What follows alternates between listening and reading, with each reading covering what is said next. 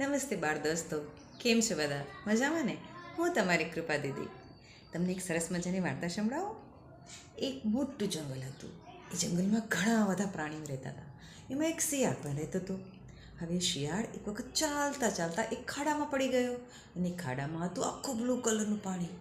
અને એ પાણીમાં એ પડ્યો અને બ્લુ કલરનો થઈ ગયો. પછી ઘરે ગયો તો બધા એનાથી ડરવા લાગ્યા. એને એમ થયું કે કેમ બધા મારાથી ડરે છે, બહાર જાઓ તો બધા ડરે. પછી તો એને એમ થઈ ગયું હવે હા બધા મારાથી ડરે છે તો હું જંગલનો રાજા. હવે એણે બધાને ડરાવવાનું શરૂ કર્યું, બધા પાસે કામ કરાવવાનું શરૂ કર્યું. હવે બધા એનું કામ કરતા, એનું માનતા. પછી એકવાર બધાને વિચાર આવ્યો કે ઓચિંતો આપણા જંગલમાં આવું કયું પ્રાણી આવ્યું કે જેનાથી બધા ડરે છે. એક વખત સાંજે જમવાના સમયે બધા શિયાળો રાડો પાડતા હતા. હવે એ જે બ્લુ કલરનો શિયાળ જે પોતાને જંગલનો રાજા કહેતો હતો એ પણ રાડો પાડવા લાગ્યો.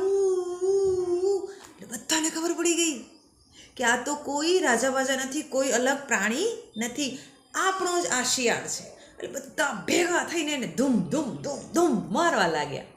અને પછી એને બધાની માફી માંગી કે હું તમારો જ પૈકીનો એક શિયાળ છું ને મેં આવું કર્યું.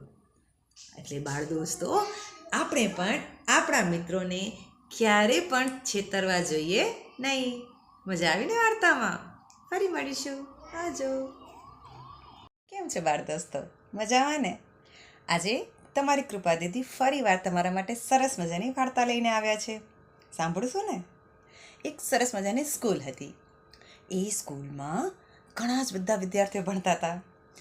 એ સ્કૂલની અંદર રાકેશ નામનો વિદ્યાર્થી ચેસ રમવામાં બહુ જ હોશિયાર હતો, બધાને હરાવી દેતો. એટલે એક વખત શું થયું કે બારે એમની સ્કૂલમાંથી હરીફાઈ યોજાઈ, જેના કારણે બધા છોકરાઓનો વિકાસ થાય. હવે એમાં શું થયું કે એને એમ થયું કે મોટા મોટા સાથે તો કેવી રીતે જીતીશ. પછી એના ભાઈએ એને એક ટ્રીક શીખવાડી કે તું સ્કૂલને આટલી બધી હરીફાઈઓમાં જીતી ગયો છે તો તું આમાં કેવી રીતે ના જીતી શકે. પછી રમતો હતો અને પહેલો રાઉન્ડ થયો, બીજો રાઉન્ડ થયો.